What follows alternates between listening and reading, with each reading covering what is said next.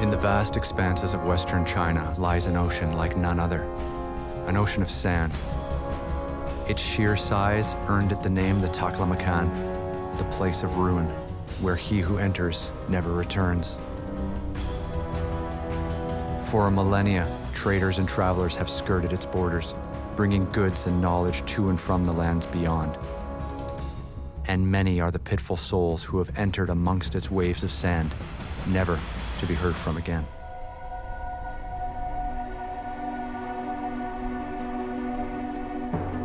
Yet there are lives being lived in this desert, small towns fed by disappearing rivers. Here live people of the desert, who may cross the threshold, enter into its dry heart, and come back alive. And it's these people who will guide us as we embark on this extreme trek through the heart of the Taklamakan.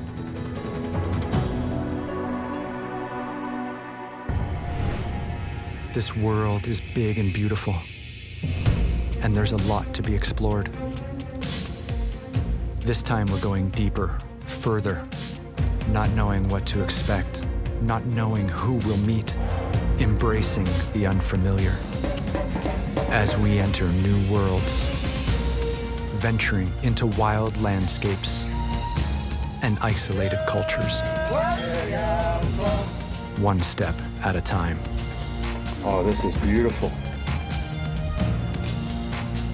Journeying through inhospitable environments, We've come into a huge snowstorm. taking on extraordinary challenges in unique and amazing places. And they have stories to tell. Join me, Ryan Pyle, as we embark on these extreme treks.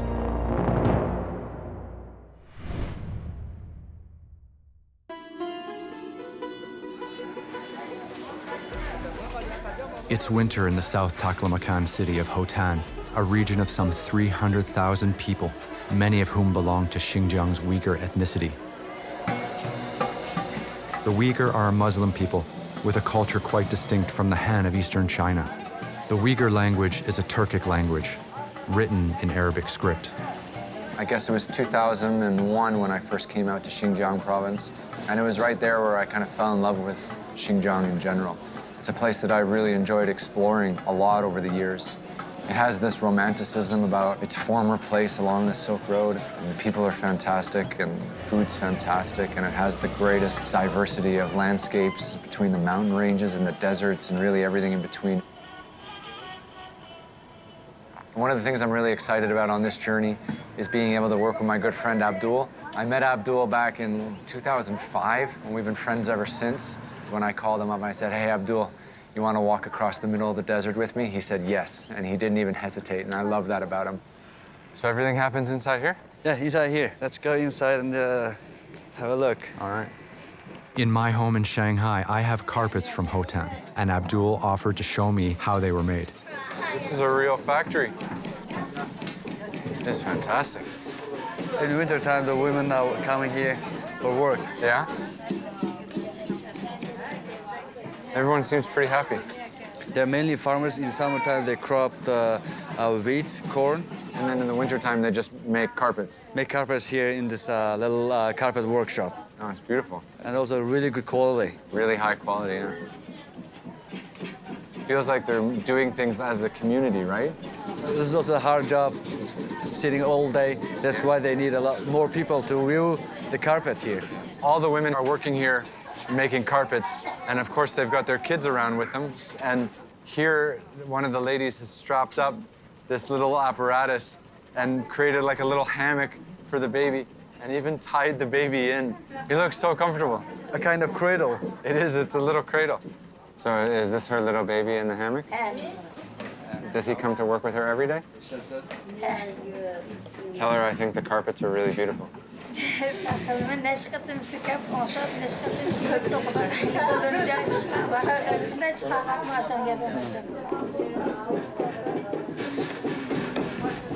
Hotan is situated on the northern edge of the Kunlun mountain range, which separates Tibet and Xinjiang. The winter is cold here, average temperatures are well below zero, and the Hotan River's headwaters are solid ice and snow. And because of this, opportunistic locals have the chance to come and search for a precious cargo carried downstream by last summer's meltwaters. For buried amongst these stones lies a hidden treasure. The Hotan River in winter is completely dry. During the summer, it's full of water, and I'd be underwater right now. But in the winter, it's bone dry almost. And people from all over Xinjiang come here to dig into the bed of this river looking for jade. Hotan's famous for its jade, but this is the first chance I've had to see where it comes from. Wow, this guy's digging a pretty big hole. So this is the kind of equipment that you use, the farming equipment. All the farming equipment, yeah. And is this what he's caught today? The rest of them they caught yesterday. 5 pieces in 2 days. 2 days, yeah. It's hard work, huh? Very physical. So does he work on the farm also? Yes. So he does farming work, and then here, when there's no water in the winter, he digs for jade. So this is interesting. So people in Hotan, they work all year round, no matter what. In the summer, they all farm, and then the winter, the women make carpet, and the men dig for jade. The more scratch doesn't worth any money. No? Yeah. So smooth jade is more valuable than scratch jade? Yes, right. If this is a really good stone, if this one is not scratched, around 2,000-3,000 yuan. Really? And because it's scratched? Because it's scratched, this one worth about 50-60 yuan around. Wow. That's a beautiful piece, but yeah, it has all these scratches in it. It's tough. This is hard work. So wish him luck. I hope he finds a big piece today. Good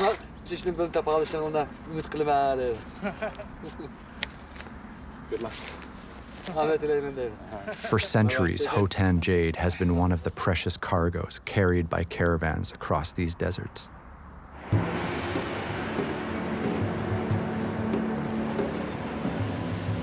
Whenever we go out on one of these extreme treks, one of the absolute highlights for me is just spending time in that launch town around a different culture, different food, where we get to kind of connect with local people and learn a lot about where we are before we head out up a mountain into the desert or wherever we're headed.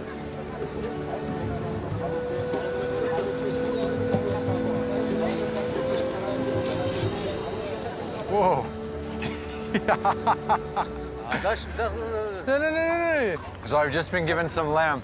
He wanted to like put his hands like in my mouth and feed it to me like a baby, but I made him actually hand it to me so I could chew on it at my own pace. Not bad, not bad. Hey, Houcher, Woshihorn, not bad. All right, let's keep moving. Let's see what else we can find. Okay, I got it here. Oh yeah. I've never seen like an egg station that has so many different kinds of eggs.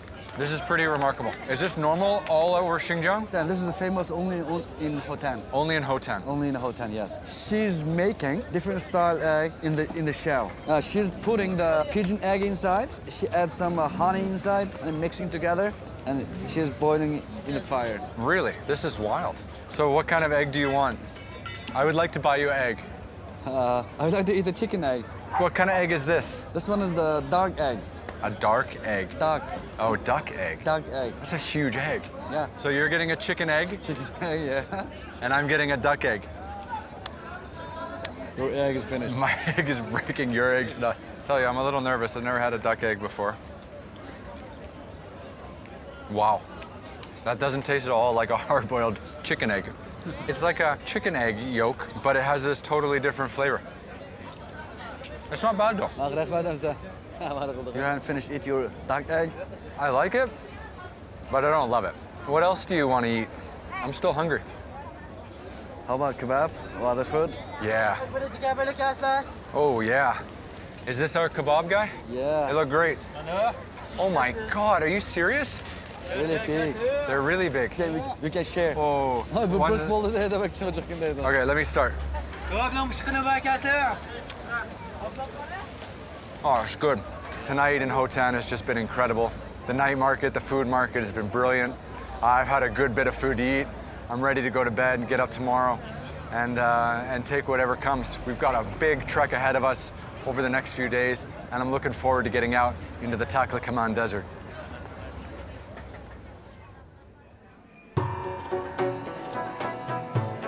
So much of this part of the world revolves around animals.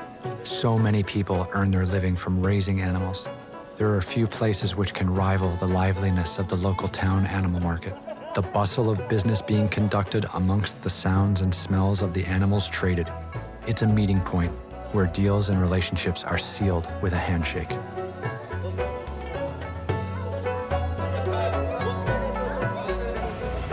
Yeah, this market is nice. Every weekend we have this kind of market here.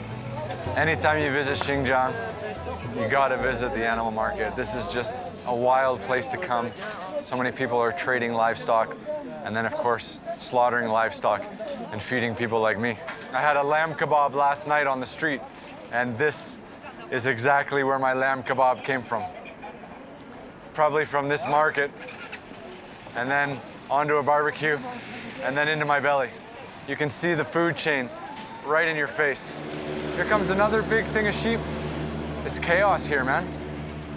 What happens in the morning is all the farmers, they bring their animals here, and then later in the morning, the buyers show up, and then they load them in, and then they drive them off. This guy's really loading up his three-wheel motorcycle to the max.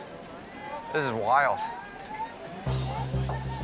So we finally made it to the camel section. Those camels, good for the desert. Camels are going to be our lifesavers on this journey because we need them to carry all of our water and our food. I've never really been on a camel before, and I don't have a lot of experience working with them. So we're going to be using camels for our trek across the desert. Yeah, around 15 camels. 15 camels. Yes. So when famous explorers and traders, when they used to cross the Silk Road through Xinjiang, they used to also travel with camels. Hundreds of camels. Really? Yeah. Camels scare me. They bite, they spit, they kick, and they just look like they're never happy. And our whole life is going to depend on these camels walking through the desert with us. I hope I don't get bitten by a camel. No, camels never bitten. Bite Camels the people. always bite. Come on, look at their teeth. They're always chewing, right? Yes, they're chewing the grass. Oh, they're chewing the grass. Not the flesh. Not human flesh? No. Okay. It's good to know that. Our adventure first sees us drive 300 kilometers deep into the desert following the Keria River to reach the town of Dariaboyi. There, we meet our camel caravan, load up, and head straight out into the desert for a 5-day journey until we reach the S02 highway. This is some of the most inhospitable terrain on the planet, so we need to be well prepared for what lies ahead. Yeah, have you?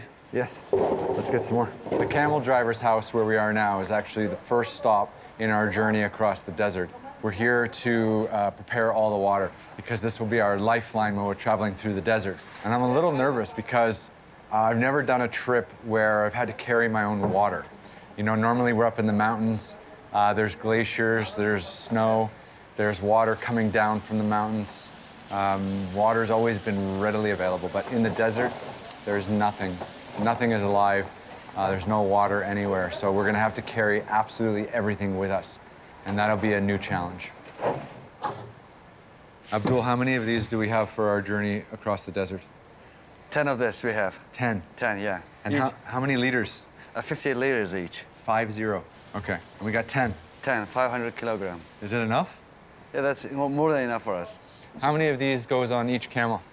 2 of these 2 of these for each camel. for 1 camel. For 1 camel, yeah. Yeah, that's ridiculously heavy. That's 50 liters of water. You want to give me a hand? Okay. This is really it. It's really happening now. I mean, just seeing all these water barrels and filling them up has really clicked something in my brain. It's like, okay, this is really serious. If everything goes as planned, we'll be driving out into the desert to a very, very small village deep in the desert, and that's where our camels are.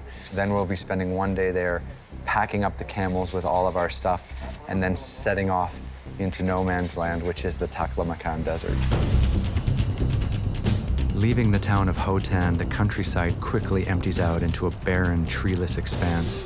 The tar seal of the highway gives way to dirt and sand as we cut away from the main road and head straight into the desert. We're heading right into the heart of it. I really have no idea what to expect. This is all new for me.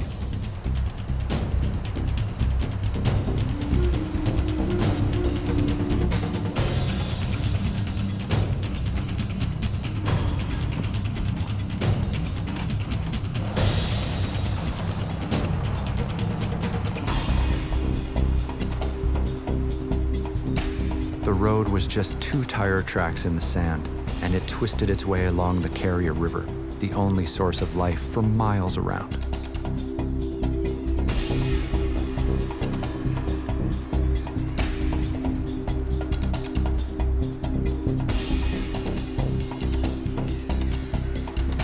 On previous adventures, I've been in high, dry alpine deserts, but I've never really experienced a sand desert. As the afternoon wears on, the dunes begin to rise up beside us, and it's a thrill to find something you've only seen in pictures and in books come to life before your eyes. It gave me chills, my first time in a proper desert.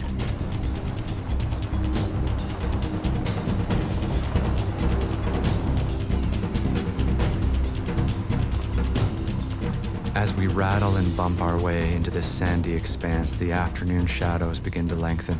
We stop the cars and discuss what our options are. I'm surrounded by desert. We're now deep in the Taklamakan Desert, and we haven't quite got to our village yet, where we're gonna pick up our camels, that it's gonna take us deep into the desert. Sun's getting quite low, so we're just gonna camp here for this evening. Tomorrow, we're gonna continue on to the village. That's the update. This is our camping spot, and this is it. I mean, look at this. We're just surrounded by sand in every direction, and I don't know what to do with it all. You can't eat it, you can't drink it, you can't make a fire from it, but it's everywhere.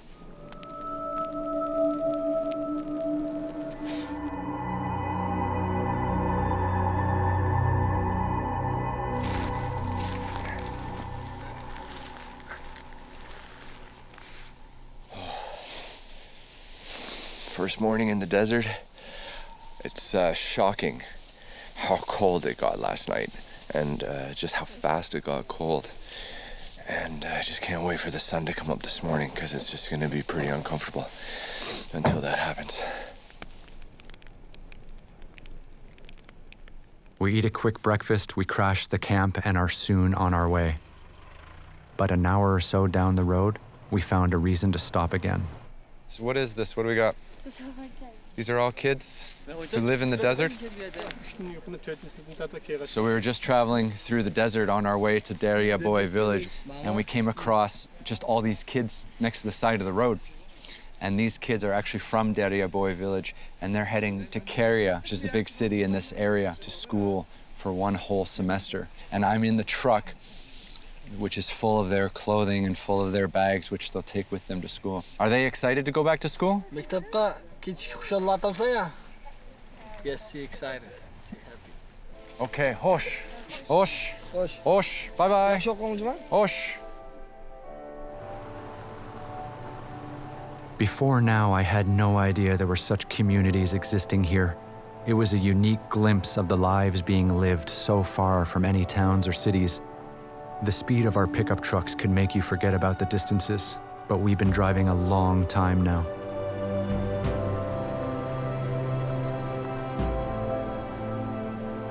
There are many surprises out here, and as we continue to drive, the desert begins to present obstacles. We're nearly at Dariaboyi village, and the SUV just got caught in a bit of a sandbank. Looks like we're gonna have to winch it out. Oh, here we go, here we go. Oh, really? Yeah. The other car is also stuck. Oh, we've got two problems. We just got our car out, and now the other car is stuck just up ahead, so let's go have a look. He did that like a pro, Chad. Did you see the way the car dropped? That's some thick sand he got caught in. That's crazy. These things happen all the time to us. I don't know what the deal is. No sooner had I said that, a breakdown. It's leaking. Okay. Now it looks like there might be something wrong with the clutch, and one of the tires is leaking some air. Actually, the red truck is hugely important to the success of our journey because it's carrying all of our water, about 500 kilograms of water. So that truck needs to get to the next village, and it keeps breaking down, it keeps getting stuck in the sand, and hopefully that'll be the last problem we have, and hopefully we can make it safely. But who knows? It's not sounding good at all. It wasn't too long before the team had fixed the problem, but the red pickup truck was a cause for concern, as we still had the most risky part of this road trip to come, crossing the Carrier River. But our driver sounded it out and decided it was possible. And so one by one, the pickup trucks began to cross this partially frozen river.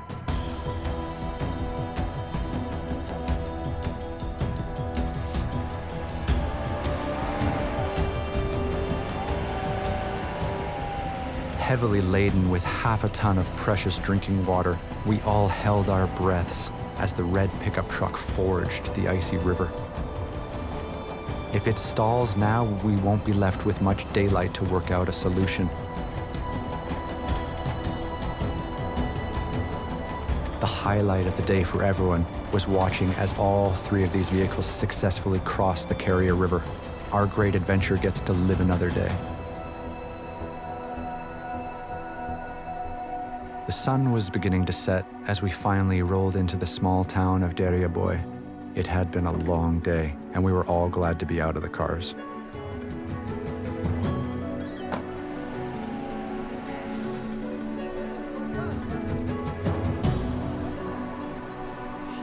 Two days driving deep into the Taklamakan Desert, we finally reached this village of Dariaboyi, and this is going to be our staging point for our cross-desert trek.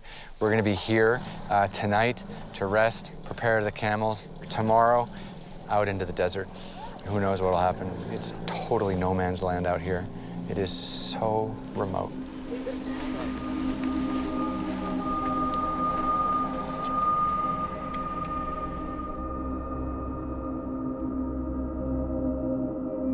That night, as I lay in my bunk, an indescribable feeling surrounds me. True, ear-straining silence. I've never been in a village so remote, and this was just our starting point.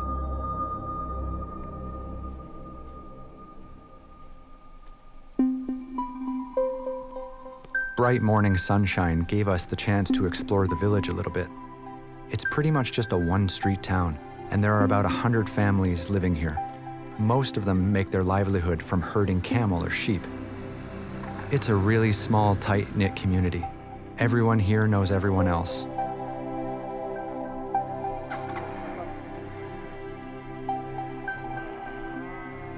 Trekking through the desert, we have no access to food or water, so everything has to be brought with us.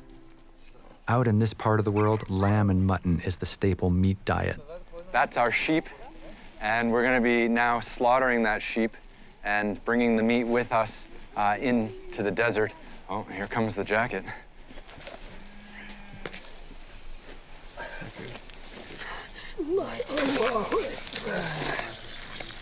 The sheep does a lot of kicking. Blood's pouring out of the sheep's neck, obviously, and the sheep is convulsing. It's twitching, it's kicking as it dies, basically. As he cut the sheep's throat, what did he say? Okay. Oh, now what happens? Now it's dead? Yes, it's dead, yes. So he's gonna blow so that the skin is easier to take off. Oh, you can see the skin separating from the fur. Oh, I've never seen that before. This is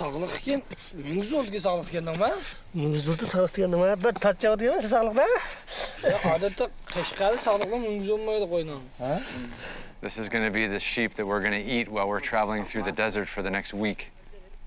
Our ancestors have been doing this for thousands of years. And yet, for me to see it, being such a city boy, it is so hard to witness. So that's it. And that sheep that we've just slaughtered has been sacrificed for our benefit. And that's life in this part of the world. And it's pretty raw, and it's really real.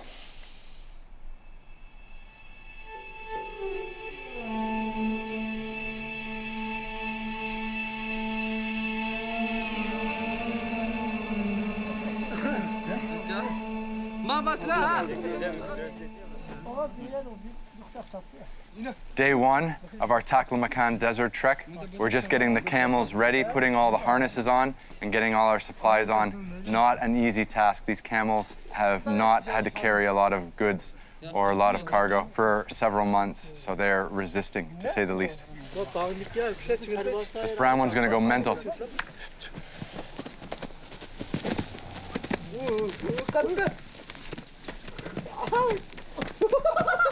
These beasts seem very temperamental.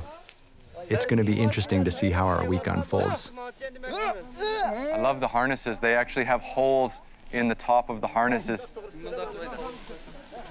I've just had a talk with one of our guides. We're gonna have to walk about 4 kilometers from this village, and we're gonna have to cross a river. If it's frozen, we're gonna have to go upriver and find another place to cross with no ice, and that could add a day to our trek. So already we're facing the adversity of Mother Nature. It's gonna be a true adventure.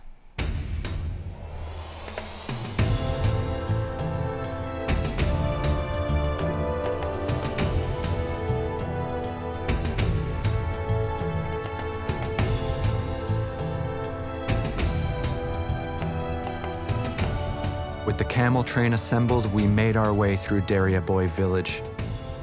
Young kids were running alongside us, wishing us well as we headed out into the desert. In Dariaboyi, there's water, solar electricity, food and shelter, and it goes against all of your natural instincts to leave all of that behind and walk out into a barren wilderness.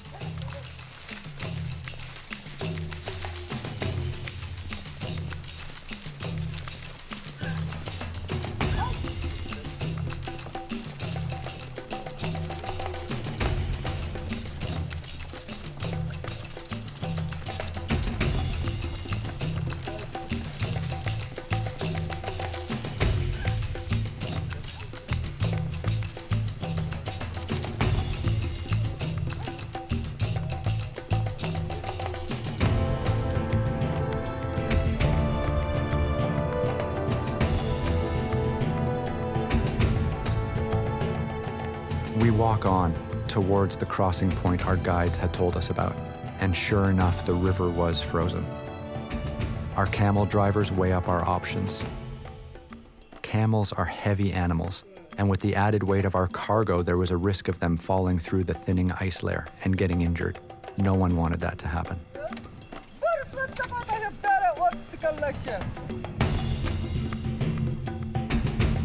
After careful consideration, the camel drivers decide to head on towards another crossing point further downstream.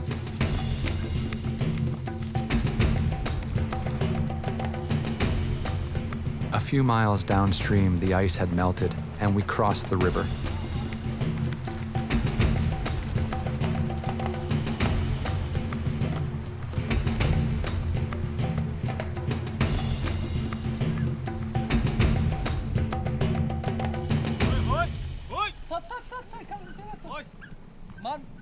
Having successfully crossed the river, we decide to set up camp for the night. The team unload the camels, set fires to cook on, and say their evening prayers, while I work on setting up the tents.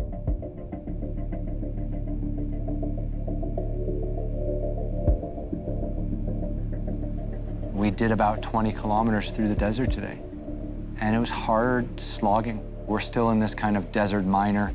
We haven't got into the deep, deep desert yet, and it's much more intense and much more extreme than I expected. And this was just day one, and I know it's gonna get worse. I can feel it. Once again, back in our tents, the night proved very chilly. When we awoke, a thin layer of ice crystals covered everything.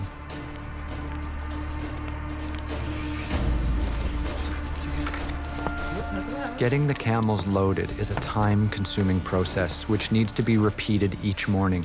It's also dangerous. Many of the camels are quite resistant to being loaded up for a day's trek, and getting caught by a camel kick might just be the last thing you remember or forget. Okay, go ahead. But eventually, we were all packed up with nothing left to do but walk. Hey. Hoi, hoi, hoi. Hoi, hoi, hoi, hoi.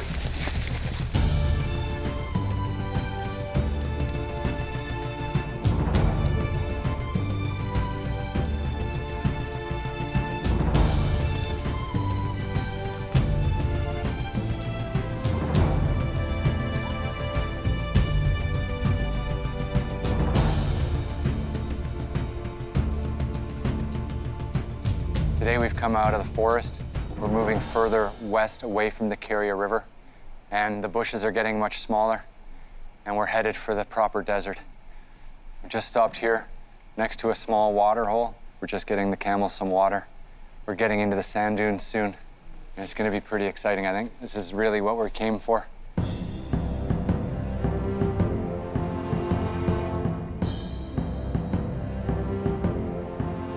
Walking again after lunch, we make our way through thinning brushland until the smooth, clean curves of sand mountains begin to rise before us. We're entering no man's land.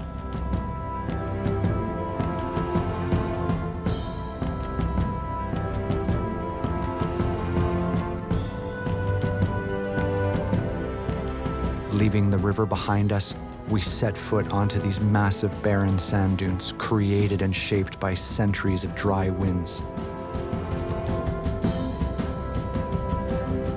I'm out in front, walking straight into the sunlight. And as we begin to tackle the desert, a calm comes over me. I have the feeling of taking my first steps towards true adventure.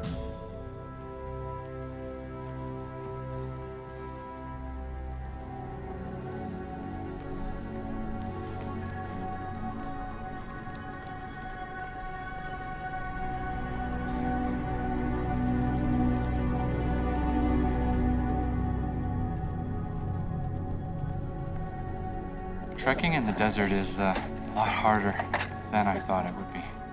Never finding solid ground, never having that firm footing is incredibly exhausting. It just keeps you trying to find balance all the time, and it really takes a lot out of you. We're covering some serious distance and getting deeper into the desert.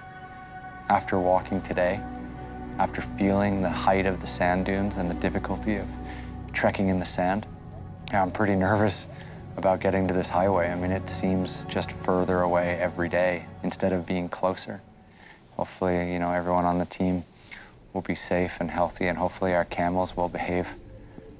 But with all that being said, with all the apprehension, with all the first-time nerves of doing a big desert trek, it's absolutely stunning.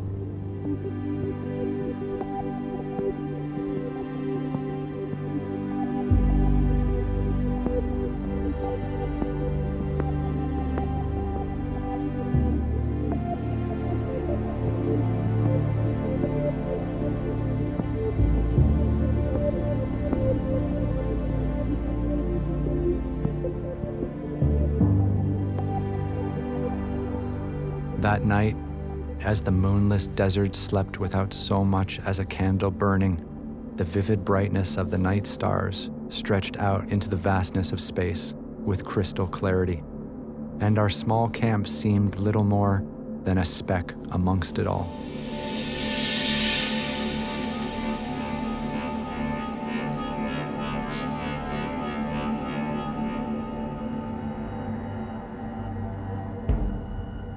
It's morning time again, and like a well-oiled machine, our team was soon packed up and on our way, diving deeper into the desert.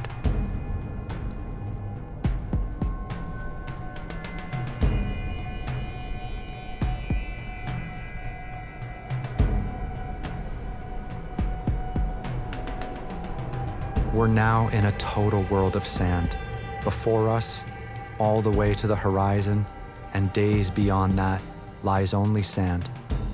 And as we walk on, I feel that we're being swallowed by the rise and fall of undulating sand dunes.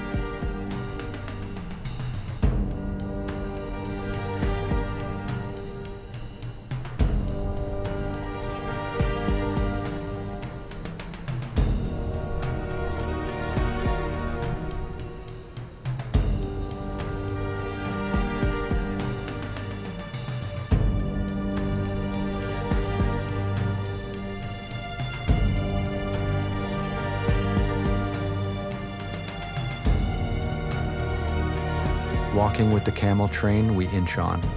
Apart from a short lunch break and a few brief rests, we walk all day, making our way from one horizon of sand to another. The dunes are endless. The sun was low in the sky when we finally made it to that night's camp.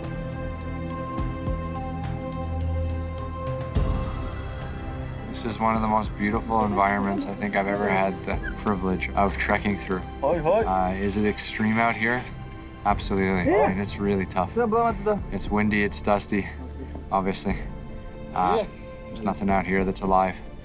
And it's been incredibly challenging, especially just with the camels and trying to keep the camels kind of controllable, which has been really tough.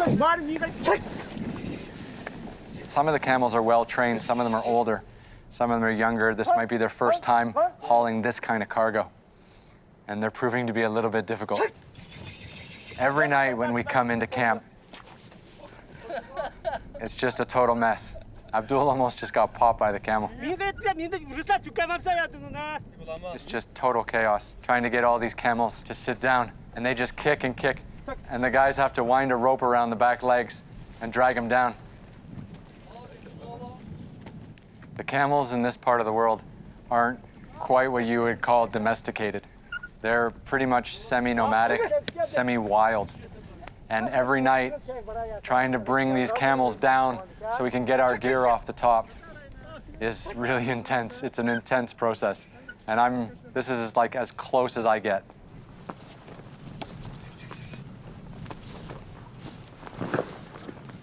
We're in a wild part of the world. The moment all the cargo and stuff is off him, he just goes straight for the desert. I don't know if he's gonna come back. It's very photogenic though. Beautiful backdrop. Camel wrangling is an intense, physically exhausting job. Having to chase these camels up sand dunes is not my idea of fun after a long day's trek. There's one thing that'll bring these camels back for the night though: their food.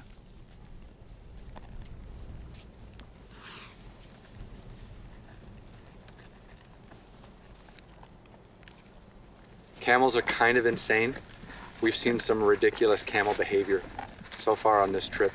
I really don't trust these animals at all.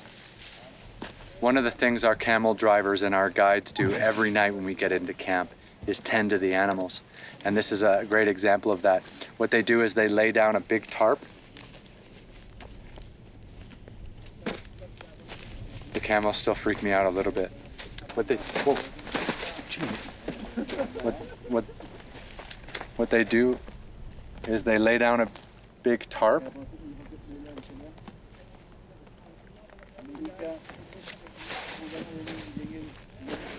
Okay, we're friends. I have not been interesting at all this entire trip. There's no reason to take interest in me right now. Go with your friends. Shoo. Shoo. Shoo. Maybe I'm orange, I look like food. Whoa.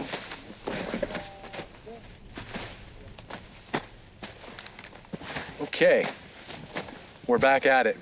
As I was saying, every night when we get into camp, It was time I left these camels in peace. Besides, I'd seen all the camel drivers walk out of camp, so I went to investigate.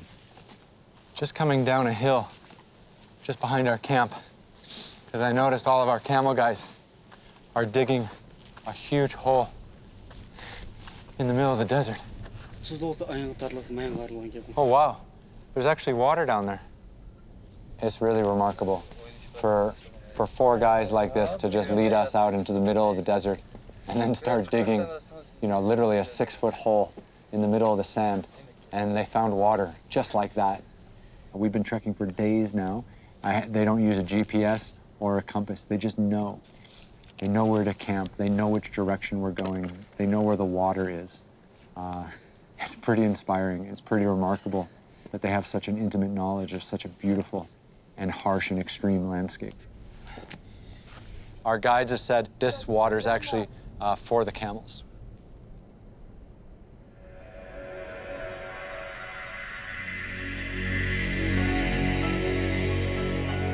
After a full night's sleep, I woke with my legs still aching, but our guides are steady and tireless, and they were up early preparing the camels for the day's trek. Over the days we've spent walking through the desert, my admiration for our guides has only grown. How they navigate this austere environment is beyond me.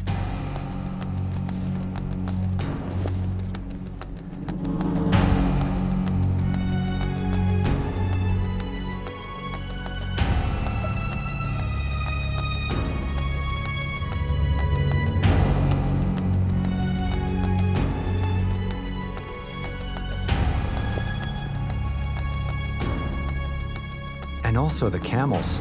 For all their temperamental misgivings, these are some hardy beasts. Where my feet keep sinking and slipping, their hooves seem to float over the sand.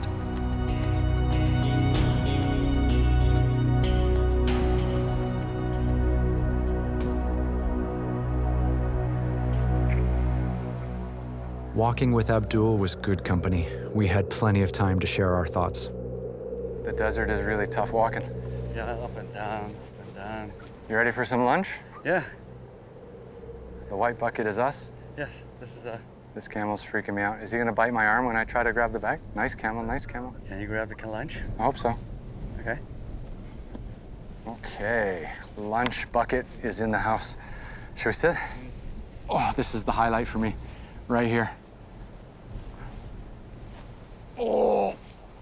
Oh man, It's a bit sandy. it is a bit sandy.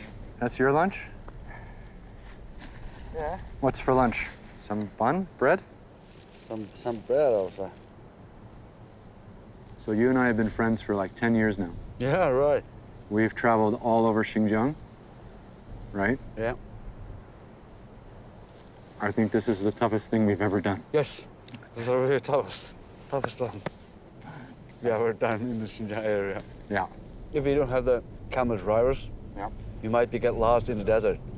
I think if we didn't have the camel drivers, we'd be dead. Sure, 100% sure. 100% sure.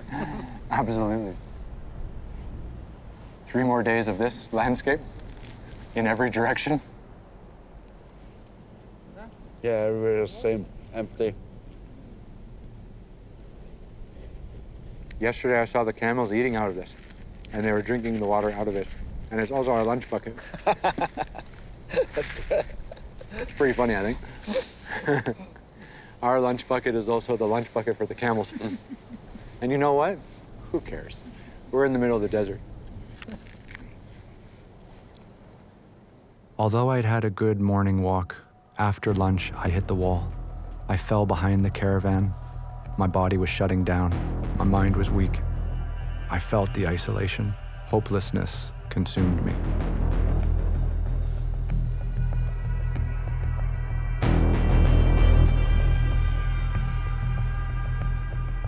The desert is featureless, endless, repetitive. When you're alone, there's nothing to focus on to mark your progress. There's nothing to focus on for hope. I became filled with doubt. If I was truly alone, out here without our support team, I don't know if I'd have the mental discipline to get myself out of here alive. I was thankful to at least have their tracks to follow.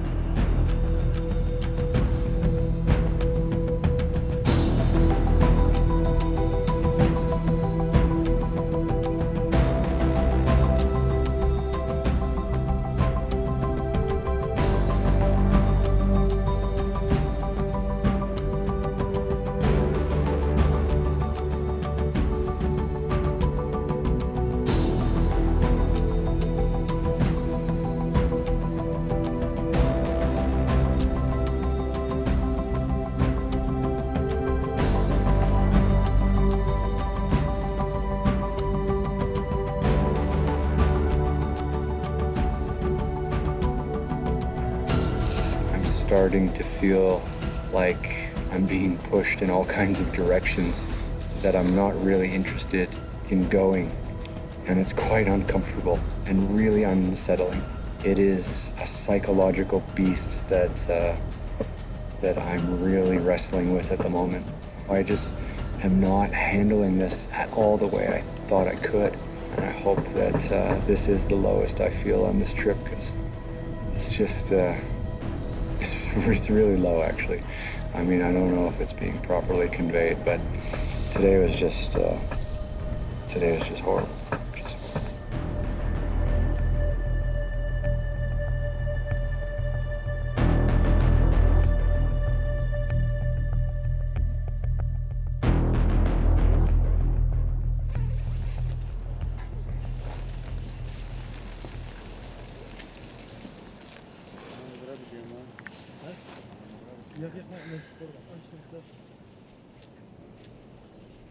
With no discernible difference in landscape, one day melded into the next. The harsh reality of this situation, offering no escape, also opened me up to the beauty of this desert, the beauty of this experience.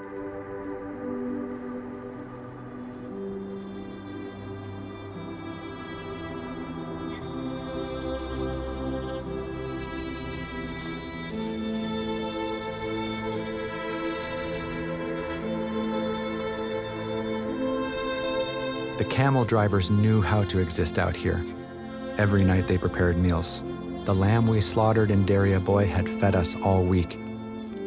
They would cut the meat up and make pasties with wheat dough, which they then cooked over an open fire.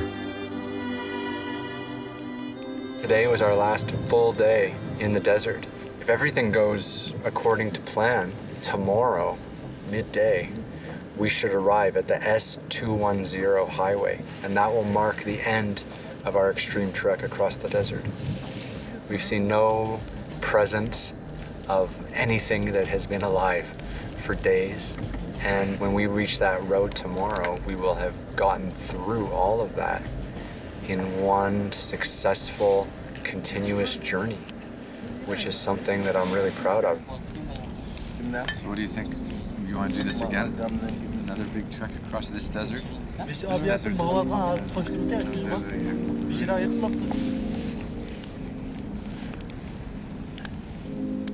The desert is a harsh environment. It stretches your concept of what is possible, and yet you get the chance to feel the darkness and come back from it every day. Time to get moving. Last day.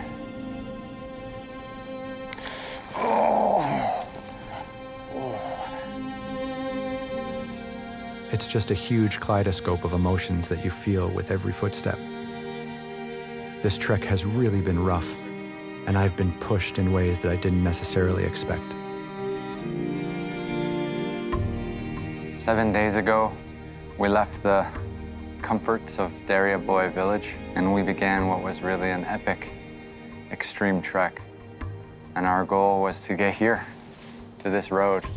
We ended up covering about 130 kilometers in 7 days, in some of the most remote desert, maybe in the world. And it wasn't easy.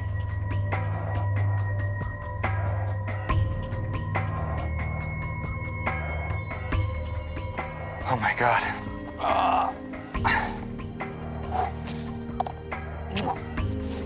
Those were some dark, dark days in the sand in the middle of the Taklamakan Desert. But man, to see tarmac, to see a paved road, it's amazing. Oh my God, it's a real road.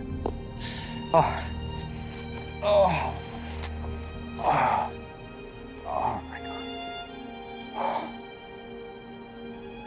And man, the desert is harsh, and it's a tough place to exist and a tough place to survive. There were days I felt like I just couldn't walk in the desert. And what do you do when you feel like you can't walk in the sand, when you're surrounded for days in every direction by sand?